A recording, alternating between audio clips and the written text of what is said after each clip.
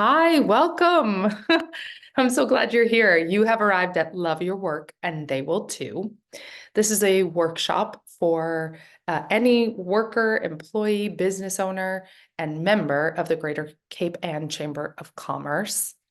Love Your Work, and they will too is a workshop that will cover really the core facets of how to strengthen, how to energize yourself and your team, that you can love your work more deeply, and that they will too.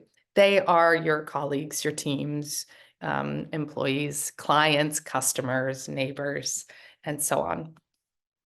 I'm your host, Courtney, Joly-Lowdermilk.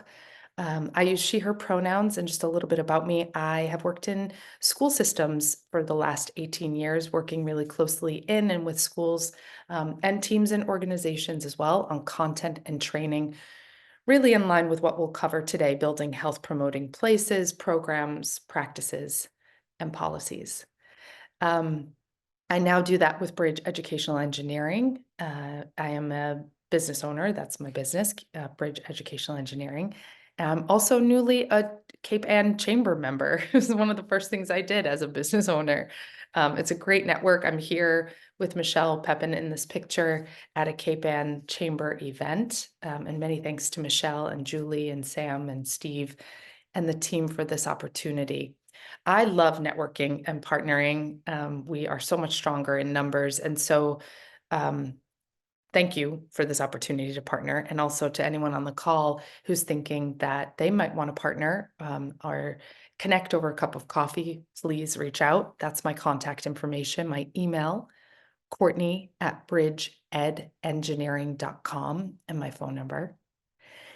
And in terms of our time together, your time is very precious. So two things.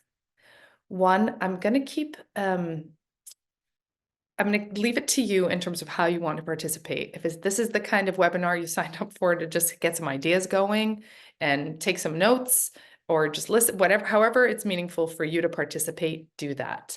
I am available to dialogue or answer questions in the chat if that's something you'd like to do. But please be mindful, this session is being recorded. It will be on the Chamber website. So if you do participate with, explicit details about, well, don't participate with explicit details. We'll keep any kind of identifiers or names out of the scenarios you might want to pose. The second thing is our pace. I will do my best to kind of pack this in with ideas, and where I can support it with evidence of the reports and both self-reports of Cape Ann workers that I connected with to build this presentation and national data sets. But please know that I really am going to skim the surface of the topics we'll cover today, and that there's a lot more breadth and depth to what we'll explore together. This is essentially where we're going today, what I'm calling today's workforce priorities. These 5 topics are not necessarily prioritized 1 to 5. They're just there so we can keep good track. But they are among the top priorities, okay? So they are professional growth, right? Our workforce is looking for opportunities to grow professionally. Compensation, how our workforce is meaningfully compensated for their skills and their effort. Supervisor feedback, or what feedback that supervisors provide, opportunities to learn about how we're doing at work, is really important and a priority for today's workforce. Finding purpose in the work, which means connecting what we're doing day to day to bigger missions and bigger purpose and meaning. And then generally healthy workspaces, workplaces that are conducive to doing the work. Okay, so these are the 5 areas we're going to cover today. And actually, briefly about just the timeline of this. As I look at these 5, I can't help but think that these are probably like age-old priorities for workers. This is really, all of these are very nice to have. But I think also, sort of like in the wake of 2020 lockdown, the pandemic, what I'm thinking about in terms of how all of these might have been elevated a little bit. I think about the McKinsey and Company brief report that was back in 2021. They reported that 2/3 of US-based employees said that COVID-19 caused them to reflect on their purpose in life. And about half said that they were reconsidering the kind of work they do. It makes me think about how, like, the work environments we are in now and the work environments we are cultivating alongside that, the attitudinal shift, the actual, like, great resignation, which was some, if you're not familiar, a phrase that kind of emerged out of like 2022. Around 50 million Americans took part in leaving their job with confidence that they would find better pay, better career opportunities elsewhere.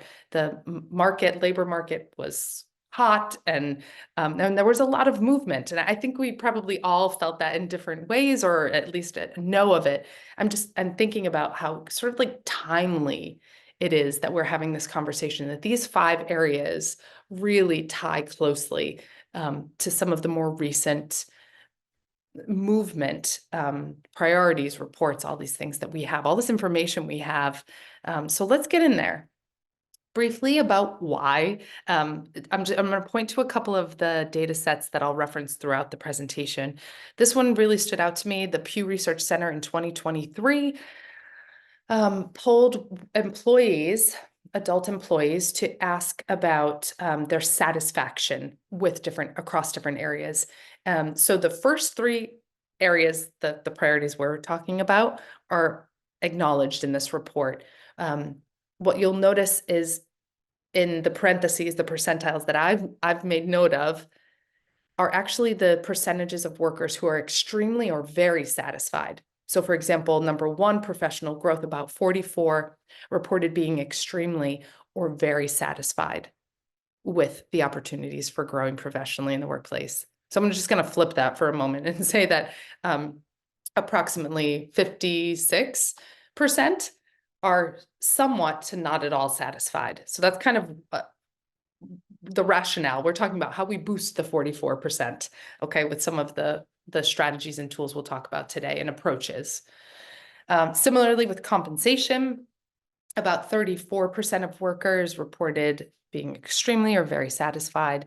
So that means that 66% were somewhat to not at all satisfied with the compensation they were getting. So we'll talk about ways that we can attract workforces, keep and have satisfied workforces by compensating them meaningfully.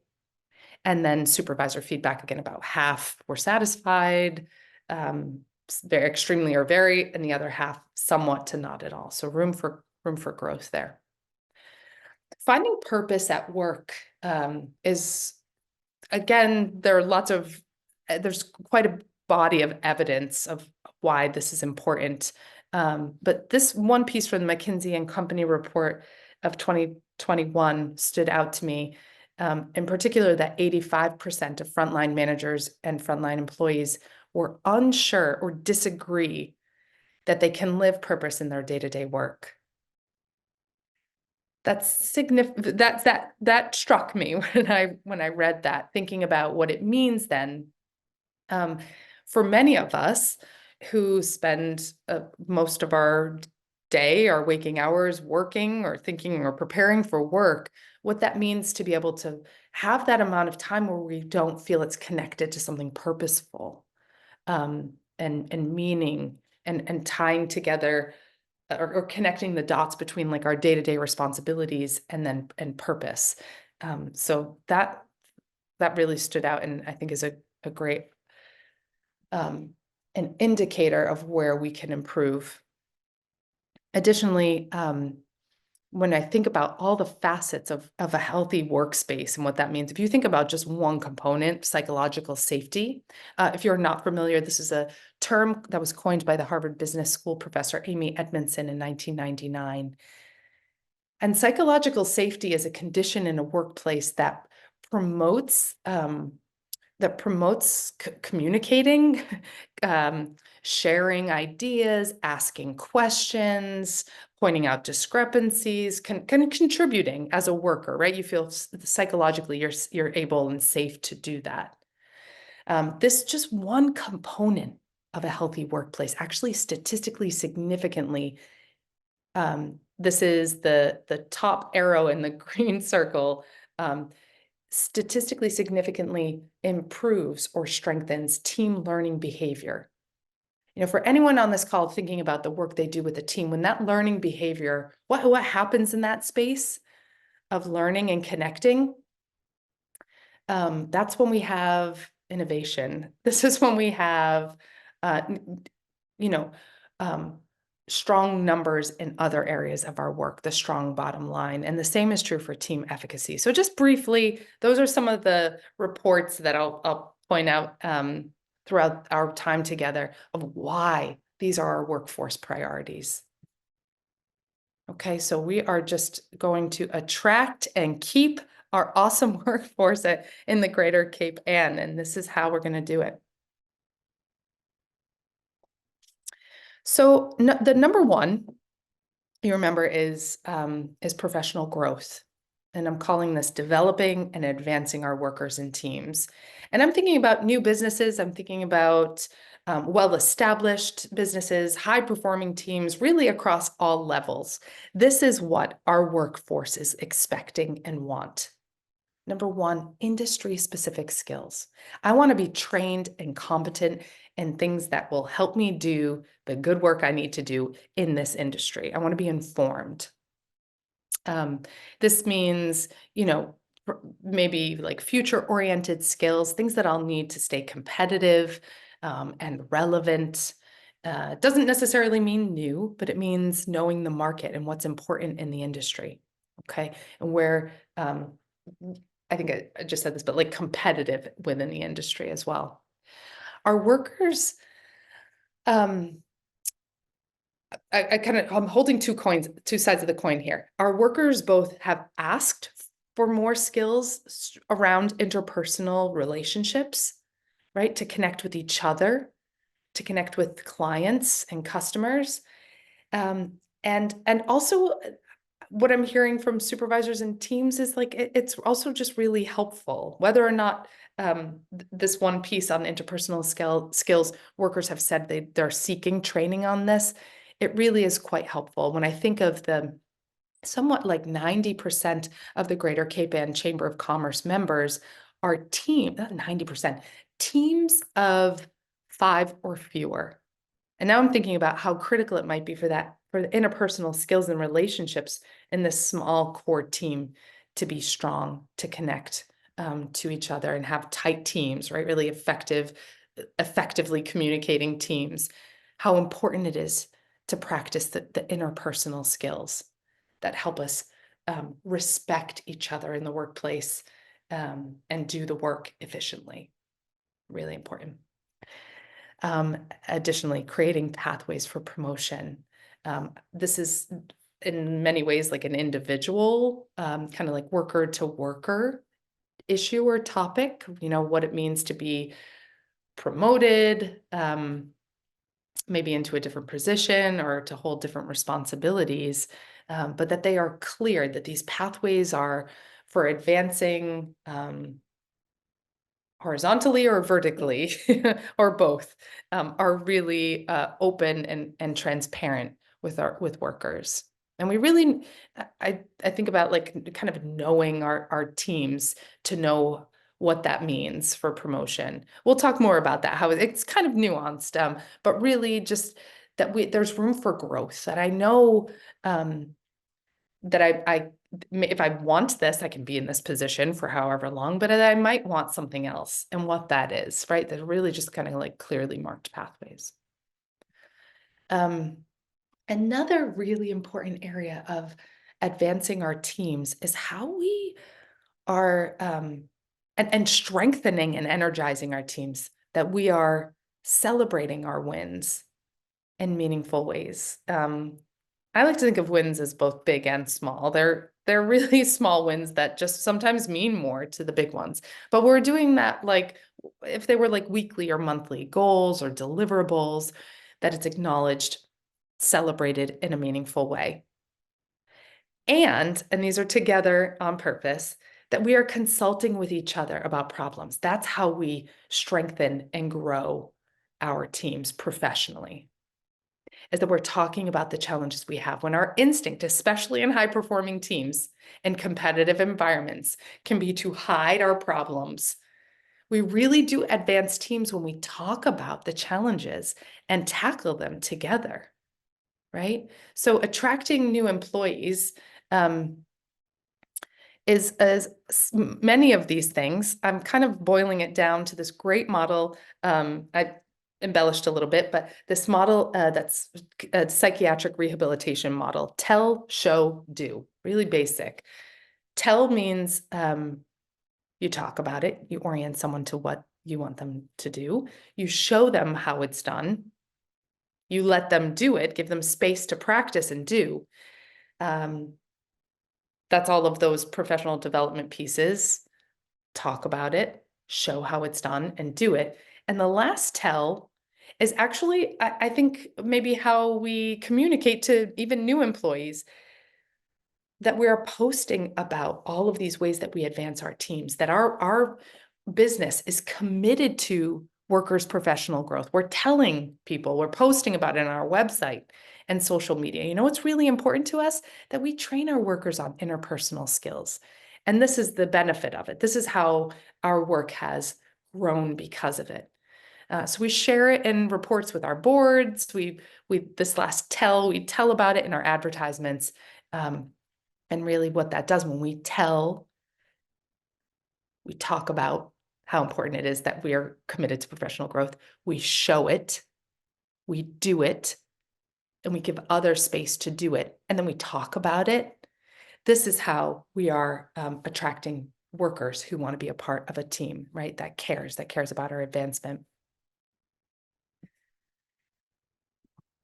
Along the same lines, we're still on professional development and how we are advancing workers and teams. I don't think it's too sort of like simple to acknowledge how important it is that we are the day to day and over time reinforcing and orienting to what we are doing.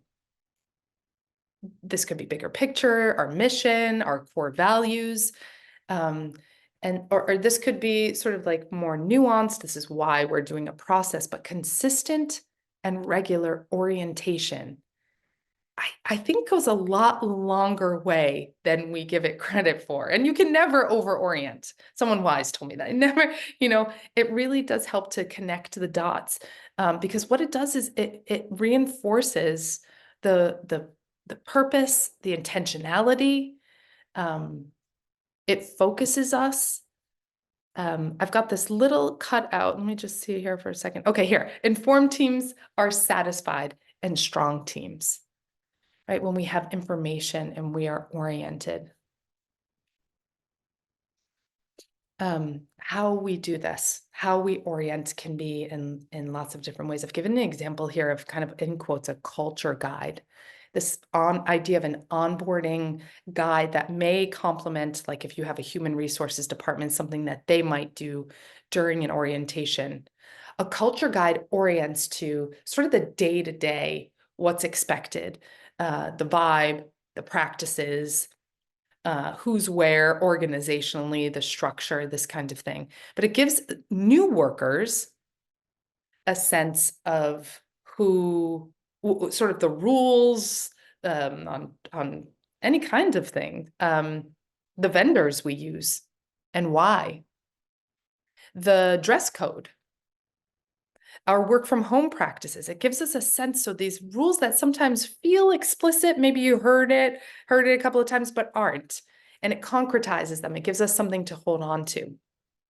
As much as it helps new workers feel oriented and supported and understanding the workplace culture, it also can be a tool, when reviewed regularly, to reorient, right? You can never overorient, reorient workers who may be more veteran, and also give those veteran workers opportunities to think about what did I need to know on day one? What do I wish I knew last week? That might have made things easier. I guess something really, excuse me, important to point out here is that we experience heavy cognitive demands, right? Our brain is working especially hard when we don't know, when we're kind of wondering or guessing the rules. And as leaders, workers, I think sometimes we believe that because we orient at the outset of employment, that everyone kind of knows the expectations. And I think not only is that almost always untrue, but also today's workforce wants implicit practices to be explicit and transparent. And I think this a culture guide, which can start off small. I can start off with just one practice if there's not time in your schedule to build a whole guide. It can start off small. It's a great way to build mutual understanding and then mutual respect. In the background of the informed teams or satisfied and strong teams is a brief overview of a well-evidenced and business model, ADKAR. You just see the A, the D, and the K here. But I wanted to point out that in this business model, the A, awareness or understanding, kind of the why, the orientation to the process, or in this case, like a need for change. This is a great change management model. We start with awareness if we really want the change to happen. We start with awareness when we want our team to be informed. So there's some great ideas here for how we are strengthening our teams professionally when we clear up some possible ambiguities of day to day. You kind of take a moment and think about some of the assumptions you make about the workplace and how things are going. When we clarify that, my goodness, do we clear up some free time to do the work, to innovate and really dive into the work. Okay.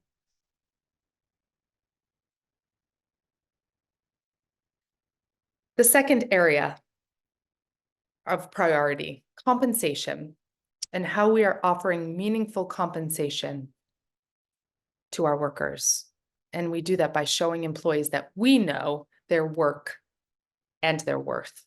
We know their work. We know what you're putting into it. We know the skills it takes. And we also know your worth. We know how you are valued. We know you're valued. It's what we're saying here.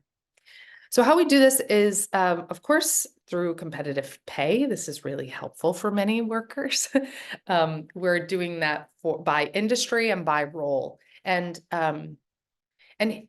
here's a great thing to sort of think about, depending on your position, on your team or in your organization, is to think about how well you know what is considered competitive pay within the industry and within your role.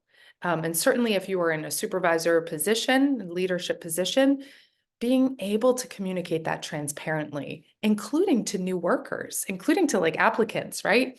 Something along the lines of, when you're making the offer, I know you'd get this pay if you were working here. Yes, I've researched it. On average, it's be able to kind of offer that information if you can. This is what we're able to offer. And then this is where maybe you build in the valuable sort of carrot, so to speak. This is what we're able to offer as the starting salary, and our workforce is committed to increases within 2 months or 6 months or 1 year. So this is where we're able to start you off, but this is what we want you to know. We know your work and we know your worth. Additionally, competitive benefits are very attractive to both attract and keep workers. This is where I think when I'm, as a chamber member, where you might leverage some of the partnerships you have to support your workforce. Let's say that you have a strong partnership with X university who's a part of the chamber or the area. It doesn't necessarily have to be on the chamber. And that university offers a degree or certificate program, and you're able to, here's the base salary we're able to offer, the pay, and if you're interested, we also offer tuition assistance on this program. Or we have a strong partnership with X restaurant. And so 2 to 3 days a week, please know that you can go over and lunches are covered. They're on us. It's part of your compensation here because we know, a good meal and easily accessed meal is important to you. So here's where you can kind of use what you have and or build toward those partnerships so that you have maybe more benefits to offer that are competitive. And certainly as it comes, when I'm thinking about more traditional benefits like health insurance coverage, time off benefits, these also are things that we want to be informed about as workers. What's competitive in the industry, or maybe even specifically for the role? And we want to let our workforce know that we're considering this. We're also considering other benefits like a flexible work schedule. Eunice and Mustafa researched flex work practices, so really promoting worker agency in terms of their schedule, and found an increase. This probably won't surprise you, but great to be mindful of as you're thinking about your workforces and the healthy workplaces you're building, that the increase in worker trust and management came with the flex work practices. And the increased trust and management in turn decreased job-related anxiety for workers, which impacts job autonomy, where and when workers sense trust, job autonomy is stronger, right? Autonomy is the agency you have to do the work. Which also, if you're thinking from like a bottom line standpoint, is great. We want our workers to do the work and feel good about it and contribute to the growth of our businesses. Seasonal perks is something we are all thinking about. Every workplace has a workflow rhythm, a busy season or maybe a quiet season, maybe even a season where business slows to a point that the workforce changes. Talking openly about this and thinking ahead, being prepared to offer benefits that may sort of offset the seasonality, let's say, of your business, of the quiet season. I had a worker say, my work is seasonal, my bills are not seasonal. Right. So how are you thinking of that? Something that we do, you might say to workers is scale down our workforce size in these months or this time of year.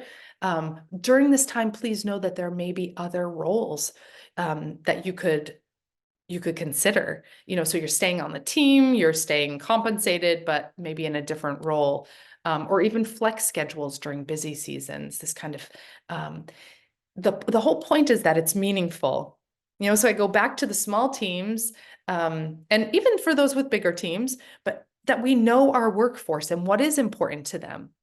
These are some general ideas, but certainly knowing your workforce and what's helpful and meaningful that helps them do their work, that helps them feel noticed and appreciated is really important. Lastly, recognizing the work that's being done and the visibility of achievements are lots of ways we can do that. Many of us have websites and where we can post about these things or newsletters. Maybe there are events or banquets, this kind of thing. There's a mechanism called AwardCo that I'm just learning about AwardCo. This is kind of like an online platform that manages job well done that turns into some kind of other compensation. So that might be something, I'm sure there maybe this or other platforms that give workers a way to recognize each other and then also have meaningful outcomes.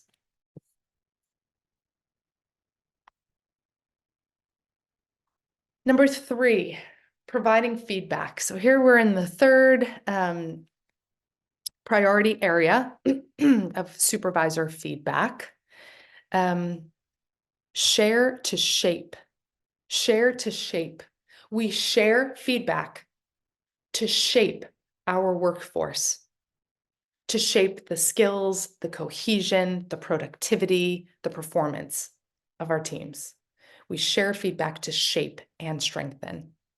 So we're providing feedback here in a way that is maybe helpful for us to actually just remind ourselves how much we like feedback. I can think of some examples where maybe that's untrue and feedback can feel scary.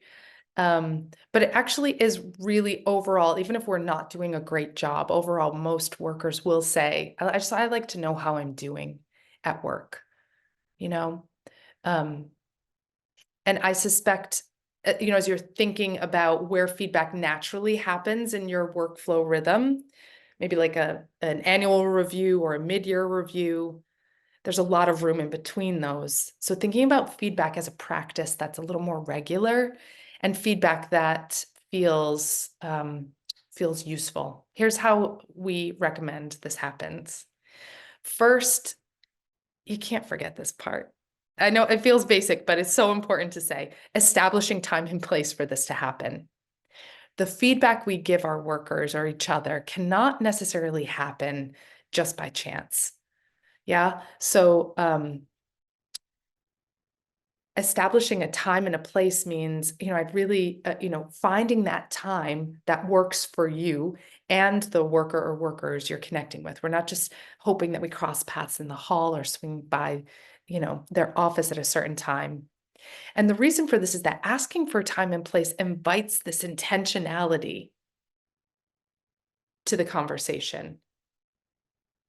It also, I'm kind of dipping into the second bullet point here about two-way feedback. It also could be a chance if there's something that you want to share, it could also be a chance for you to ask this worker or person if they might also think about the topic. Could we find a time and place to talk about X? And this invites this person to be prepared, which is a way to respect their time and their ideas. Some of us think quickly on our feet, some of us, or we think quickly, maybe in the moment. Some of us need time to process and be prepared, and that's really respecting that. Additionally, when you think about what happens in feedback meetings, even if the feedback is positive, like you're getting a promotion, this can be exciting. Or if it's maybe a more challenging conversation, maybe the feedback is also going to parallel a process of like being written up. This can be embarrassing. How any range of emotions that come from this feedback that you're getting or giving might warrant some downtime after that, time to really process what happened, productively move through feelings like, what is this going to mean for me? What do I do next? How is this going to impact my family?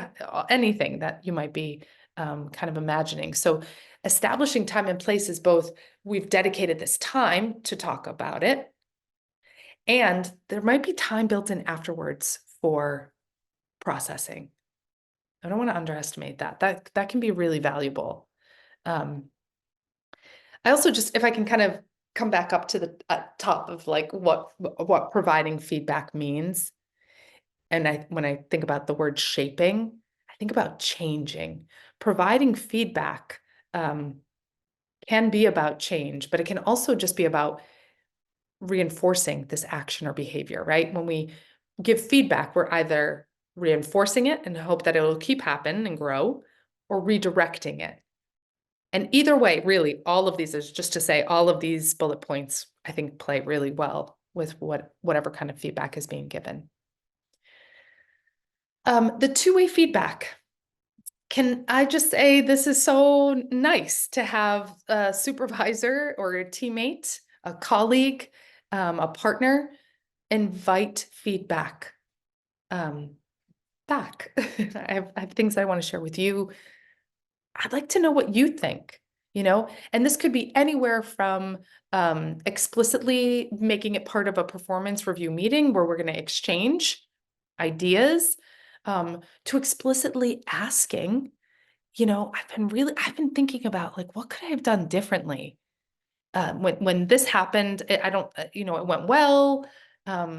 do you think it went well, or it didn't go well? What might I have done differently? And opening it up. There are other avenues as well.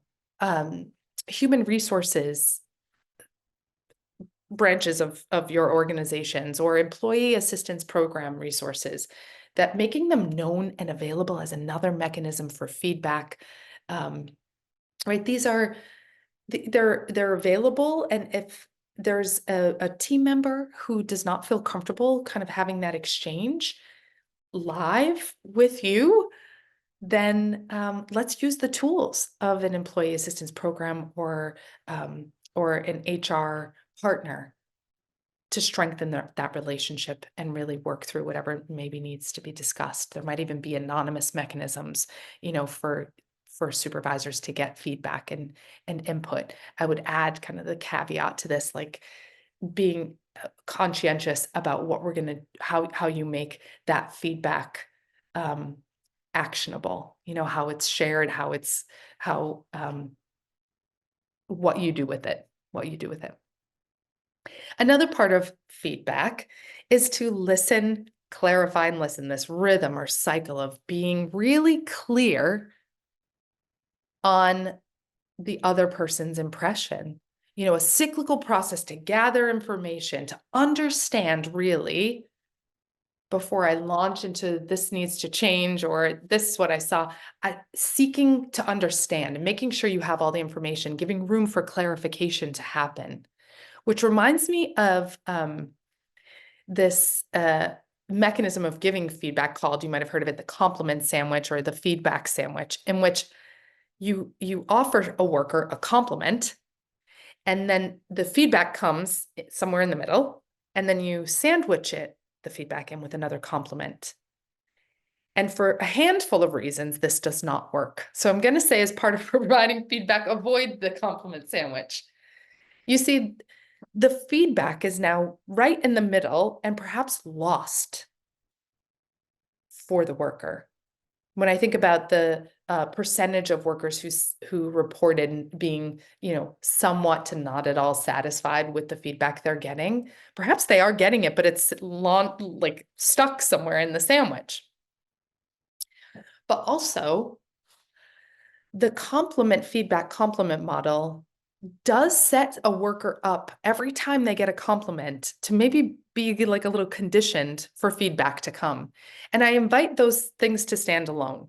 A compliment can be a compliment on its own. You did great today. You knocked it out of the park today. Leave it there. And feedback can be different. The last piece of the compliment sandwich I will say is that offering feedback can still be dialogic, an exchange, a give and take. And when I'm doing a compliment, feedback, compliment, if the worker picks up on it, what's lost is any opportunity to explore how my feedback is landing, how my feedback can be operationalized. Does this make sense? Is there a reason why whatever is happening, whatever I'm giving you feedback around, that's happening, and how do we change it? So that's where listen, clarify, listen really is a great model when you're connecting with workers, especially around feedback. So while you avoid the compliment sandwich, I would invite putting a new sandwich on the menu. It's called the sharing sandwich. And this is a great process and model, also drawn from psychiatric rehabilitation, where you effectively focus on the worker and what you're sharing. Share a little bit of yourself and return to focusing on the worker. And so this changes the whole thing. By sharing some of yourself here, what you're doing is showing yourself and creating an opportunity to build some trust. So for example, with an example conversation, focusing on the worker, you have done exceptional work in the last couple of weeks, Courtney. I just want you to know I've noticed and it's really impressive. When I've worked this hard, I've hoped to be recognized in some meaningful way. That's what I'm focusing on myself when right? The I statement. And then back to the worker. Could we find a time to talk about what sort of recognition like how you can be recognized for these efforts you've made in the last period of time. I'd like to know what you're thinking about that. Okay, so we focused on the worker. Great job. A little bit about self. I've done that too. And what's really important is that you know that that part of this is being recognized. And now you're bringing it back to the worker and inviting a conversation. What do you think? You know, we're reinforcing that um, that the worker's input and what's meaningful for them. This ties back a little bit to the compensation is important. It's not just me. It's not just that I think the certificate or this shout out in the newsletter is helpful. Maybe those will happen, but I'd also like your input too, and just kind of hear what you're thinking. The last piece, excuse me, here on providing feedback is that all of the feedback we offer, all and any, is tied back to concrete, measurable goals. So that what we're doing here is anchoring the shaped or changed or suggested next steps down to something that will happen, let's say within a week, within a month, within a year. That feels really important to have something to be able to point back to. This feedback we hope will become or change and impact your work or performance, whatever it might be, within this period of time. So think SMART goals, your SMART, specific, measurable, achievable, relevant, and time bound. SMART. Providing feedback can probably happen around one or more of these 4 core areas. And these 4 core areas are closely linked to change theory, well documented. I imagine each of these 4 areas as like knobs on my dashboard in my car, where you can kind of turn them up, like the bass and the treble and the volume. Information, skills, self-efficacy, or the belief in yourself, and need. These 4 things, when they come together, are turned up enough, that's when change happens. So when we think about why something would need to change, and I'm gonna give kind of ask you to think about a time where feedback is given so that maybe something is shifting. It doesn't have to be negative, but something is shifting. Okay. Let's give kind of like think about a really high performing team, a high performing, high achieving worker. Who, maybe you're thinking like you just want to make sure that this is sustainable, that their pace is sustainable. Everything's going really well. Everything,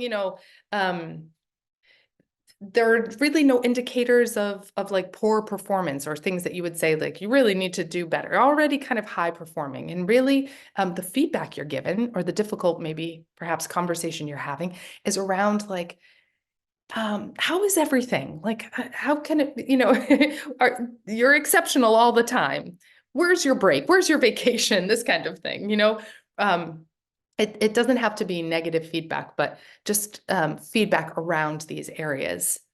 What you want to do is make sure that we're kind of like as investigators, and this is for our colleagues, this is for, you don't have to be a supervisor to think this way, where if something's going to change, might the dial be turned up on one or multiple of these? Where can more information be given? Where can skills be developed? Where can someone's belief in themselves grow? And where is need, their perceived need that this really needs to happen? Where can that be sort of like dialed up? And I like to think about these in terms of giving feedback too, making them questions. So, when you, for example, are asking someone about like a process, let's say the feedback is around a particular process, going from paper to paperless.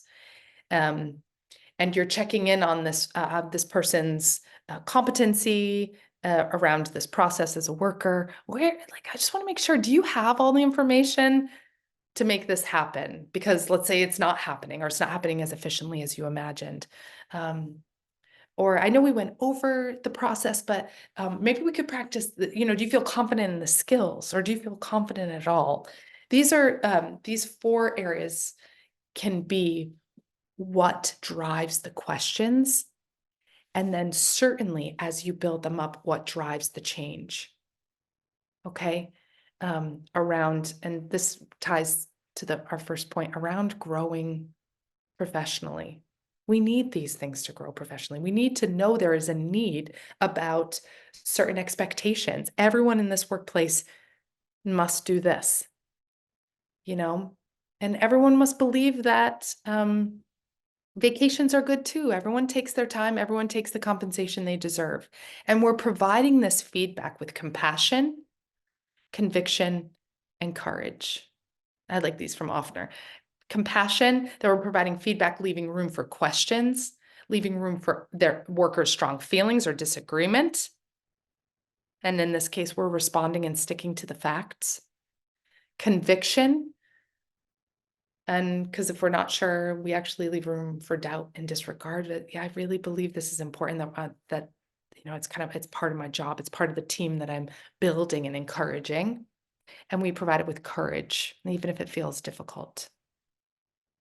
So not just feedback, but focused feedback on these areas, plus compassion, conviction, and courage, help workers understand, grow, trust, and stay.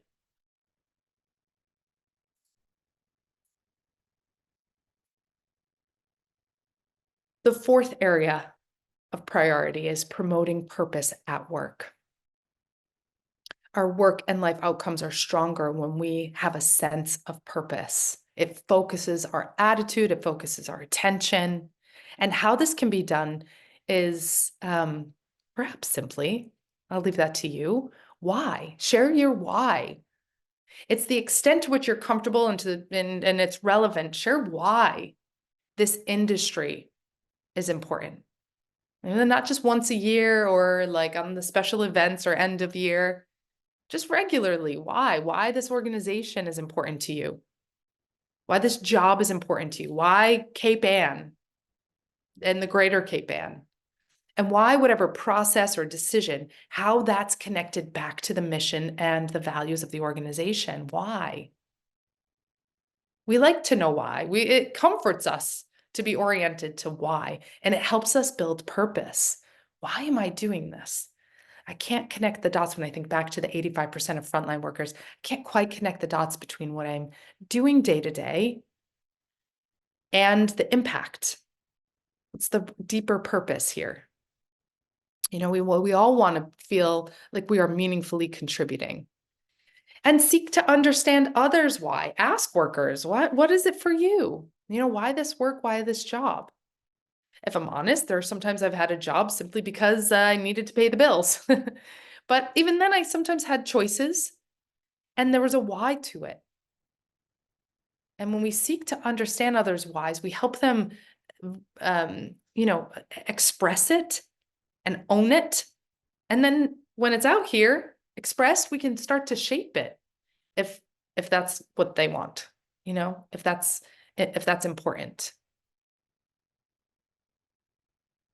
The 2021 McKinsey and Company report found that frontline workers and employees are 3 times less likely than leaders to say they can connect the daily work to the organization's purpose. 3 times less likely.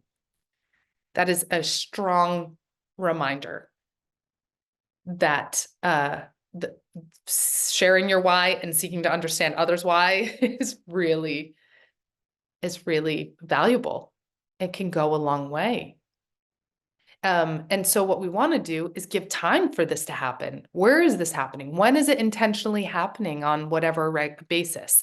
Daily, weekly. I'll give some examples, like a weekly staff meeting, of the beginning of day sort of like pep meeting that might happen. The change of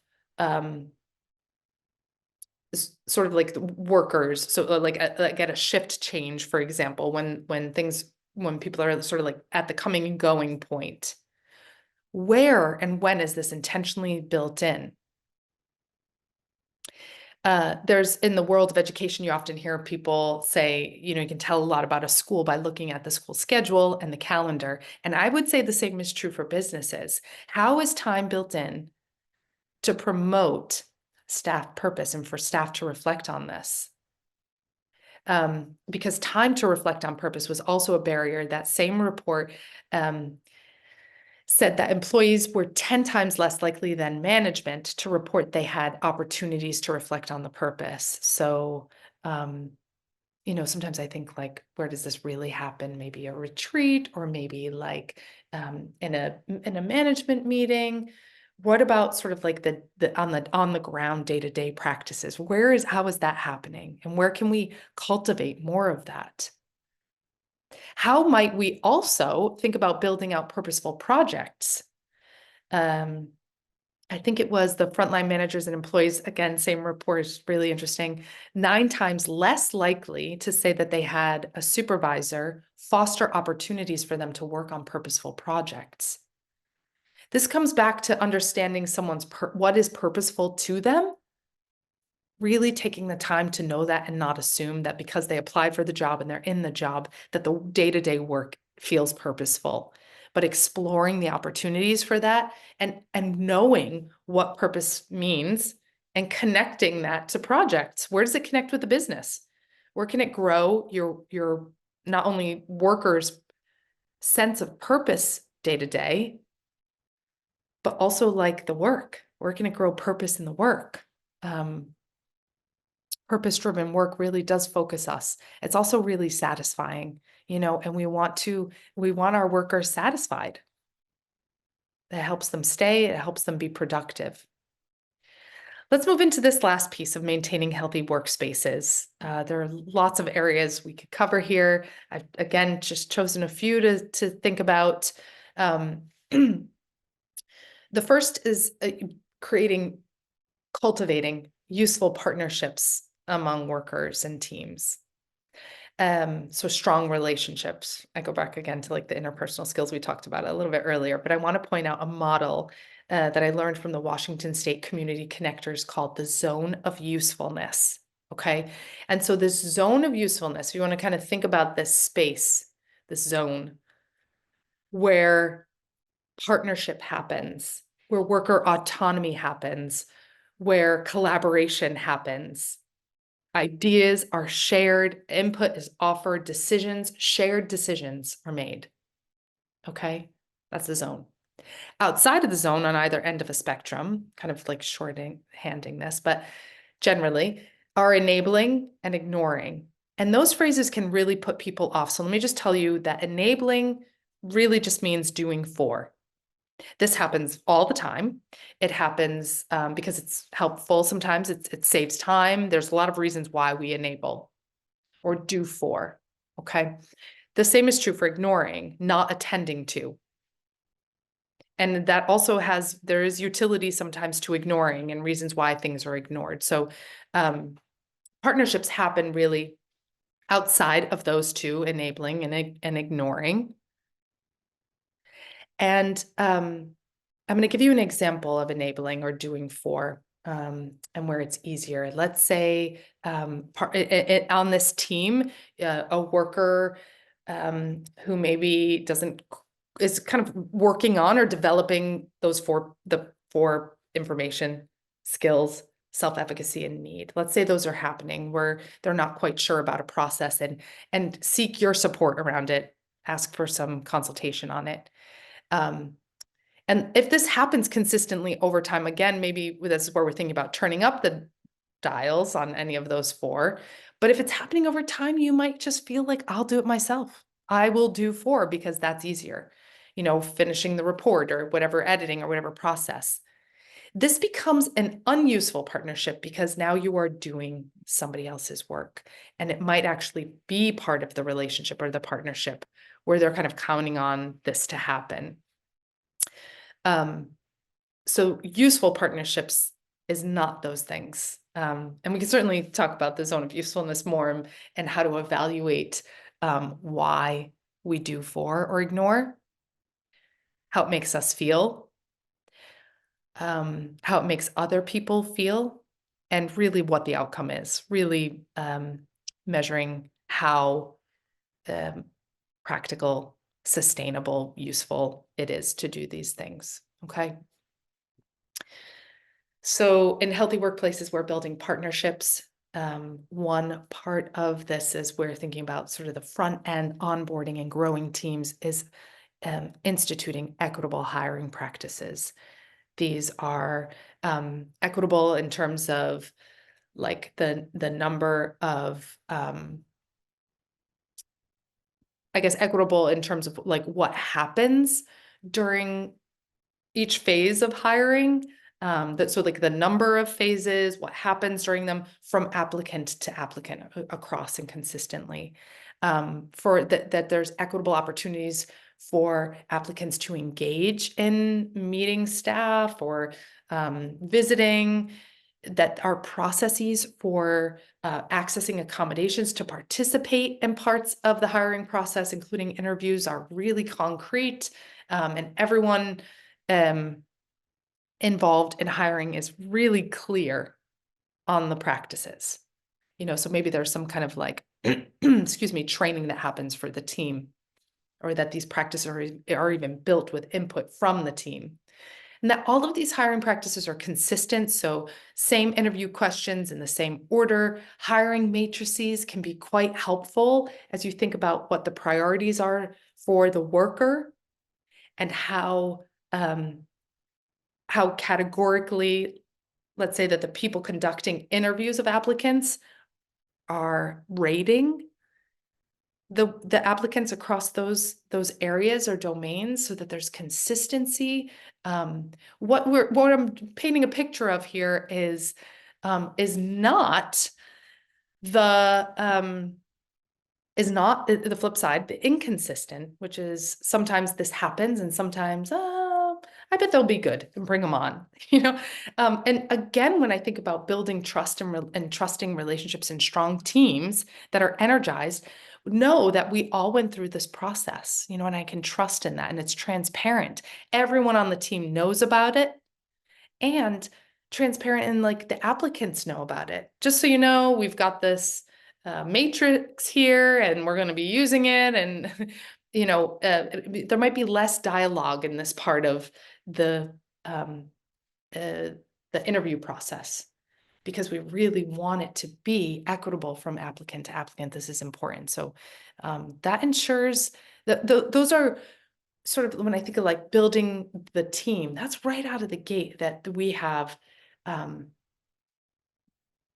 really clear signs and mechanisms that this is going to be, that our workplace is working toward health, equity, and things that are really important. To go back to one of our earlier slides on psychological safety, those are all really important in sustaining that. Other things that help maintain a healthy environment, a healthy workplace, are actually the environments. They are actually healthy. There's a graph here that is mapping productivity and stress, like workplace productivity or performance versus stress. And what we know from this bell-shaped curve is that when stress is low, productivity is low. When stress is too high, I'll say not just low, but too low, like really low, like zero, productivity is low. And when stress is really high, productivity is also really low. So that we do, as humans, operate with ample stress productively, or to them as max productive as we can be. Yes. So this is very individualized, but generally what we're talking about is creating workspaces where stress and stressors are reduced, and especially unnecessary stressors. When I think back to the sort of the culture guide, unnecessary stressors are sort of like the unwritten rules or expectations, where someone's really just waiting for you to figure it out on your own, instead of being transparent about something. Okay. Our healthy work environments are accessible, meaning they can be accessed by individuals with any kind of challenge or impairment or disability, mobility, hearing, visual, sensory processing. I think accessible in terms of both accommodations, as in like ADA, the Americans with Disability Act Amendments Act, those accommodations, but I also think in terms of what's available, where adjustments can be made in the workplace, for example, in bigger staff meetings, versus the mode of sort of like the question and then the question posed by someone in the group and everyone kind of chimes in when they're ready, versus the question being posed and everyone has 1 to 2 minutes in quiet to think about how they might want to answer that. They have 1 to 2 moments without needing to respond, to process, and where that really does make it more accessible. Healthy environments are clean environments. Full disclosure, I like to make a mess, so clean can be relative. As I think about the audience here, many of you again are on teams, most of you of 5 or fewer, many of you are like 90%. So that does give those smaller and more intimate teams opportunity to explore what clean means, like individually and as a team.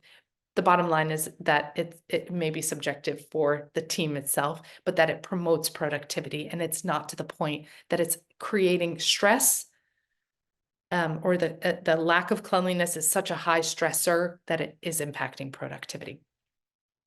I have a note about appealing to senses, because that again maybe is definitely subjective, but maybe something that you're exploring as a team, in terms of just kind of like openly, how is this inviting and productive for us given the work that we do? Okay. And then safe physically to navigate, to be in, and as we alluded earlier, safe in terms of psychological safety.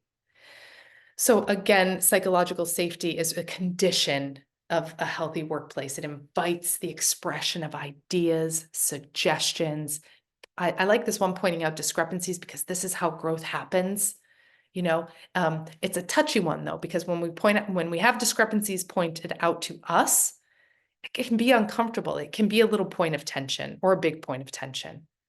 Okay, but they're critical for in terms of when teams are their performance or expectations for performing are high and the psychological safety is high, that's when learning happens. That's when you get your high performing team. So they're really critical. We can't not have these things happening. Psychological safety promotes being in the learning zone, which also reminds me of like the zone of usefulness. It's high performing, it's transparent, it's collaborative. So clear workplace culture promotes this kind of like knowing the rules, around personal sharing, around the pace of the work, around the meetings that happen, when breaks happen, really across the spectrum of cultural things that you would want to know in kind of the day-to-day. And clear boundaries about what happens in the workplace and where things happen. Skills and supports are necessary. We need to feel supported. When I think back to some of the things we discussed earlier, like the benefits of the workplace, and the supports that are really happening on the Greater Cape Ann and even just through the Chamber of Commerce, that whole network, that is a great benefit to workers. Did you know that they get together for coffee and conversation? You can, as an employee of this organization, meet people who are your neighbors, people whose services you might want to access, for like at work or personally. Partnerships that might enhance your work, enhance how you feel at work, enhance how you feel connected across Cape Ann. Offering skills and supports is one of the top priorities in the workplace as far as I'm concerned. It can be one of those things you feel is a checked box. It really can. And so revisiting it and making it part of a part of a norm for your organization is quite valuable. And this can happen a lot of ways, normalizing how mistakes happen and failure happens. This is certainly contributing to positive psychological safety. You do that by sharing your own mistakes, by praising failure.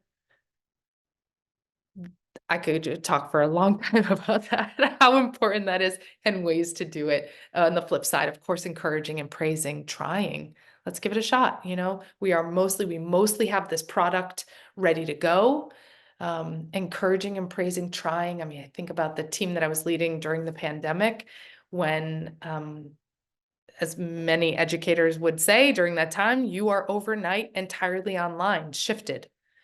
And everyone tried. Everyone gave it a try, and some things really worked and some things didn't. But we only knew by trying.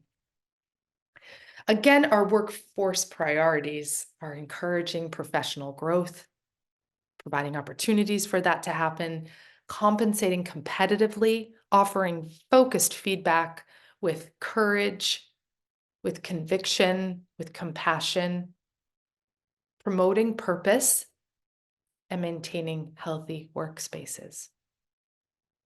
These are some of the references. And again, the slide deck will be available on the Chamber's website. These are great references. There's some of the reports that I mentioned, but also some of the tools and organizations that do great work. I did mention AwardCo as an employee rewards and recognition software. I'd love for this resources section to really blossom. So again, I deeply appreciate your connection, your ideas, your input, your partnership, and I would love to work together. So give a call, text, email. That's my website, Bridge Educational Engineering. I am so grateful for your time. I wish you the very best, and I hope to see you around. Thank you so much for joining today.